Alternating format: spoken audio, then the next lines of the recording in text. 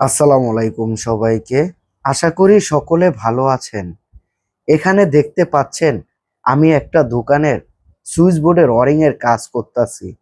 আর এই দোকানটা হচ্ছে সেই অসহায় বাস হেল্পার আঙ্কেলের দোকান। কিছুদিন আগে যখন আমরা মাওঘাটে যাচ্ছিলাম তখন দেখতে পেলাম বাসের সামনে দাঁড়িয়ে একটা লোক যাত্রাবাড়ি যাত্রাবাড়ি করে ডাকছিল। তাকে দেখার পর আমরা অনেক অবাক হয়ে গেলাম। অবাক হব না কেন? সেই লোকটা বাসের সামনে দাঁড়িয়ে যাত্রাবাড়ি যাত্রাবাড়ি করে ডাকছিল, আর তার শরীরটা অস্বাভাবিকভাবে কাঁপছিল। মনে হয় তাকে কোনো কারেন্টে শর্ট মেরেছে।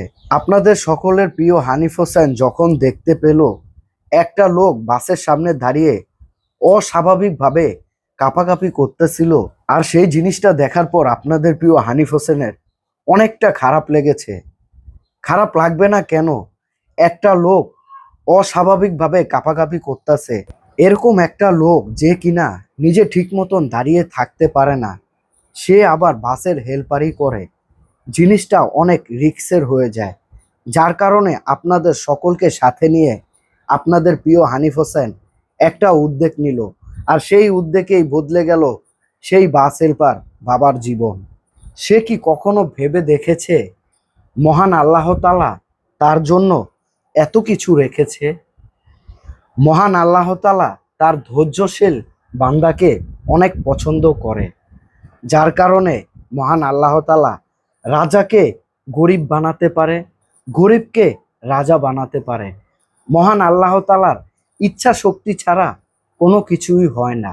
যেমন কিছুদিন আগেও এই অসহায় বাবাটা বাসের হেল্পারই করত, আজকে তার নিজের একটা দোকান হয়েছে। সে কখনো ভাবতেও পারেনি তার একটা নিজের মুদি দোকান হবে, আর সেটার নাম হবে ড্রিম স্টোর। মহান আল্লাহ তাআলা প্রত্যেকটা মানুষকে কিছু না কিছু দিয়ে পরীক্ষা করে। তার জীবনে অনেক কষ্ট গিয়েছিল, যার কারণে তাকে মহান আল্লাহ তাআলা এত বড় একটা উপহার দিয়েছে।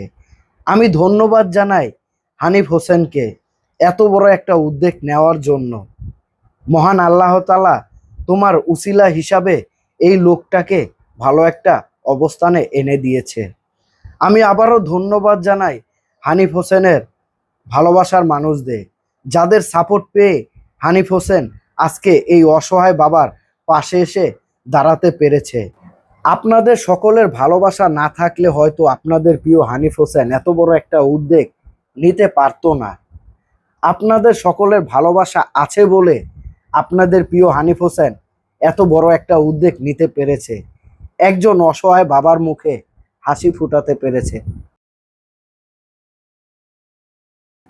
আমি আবারও ধন্যবাদ জানাই আপনাদের সকলকে। আপনাদের ভালোবাসা আছে বলে আপনাদের প্রিয় হানিফ হোসেন এই পর্যন্ত আসতে পেরেছে।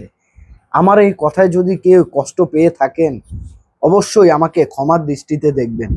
আসসালামু আলাইকুম সবাইকে।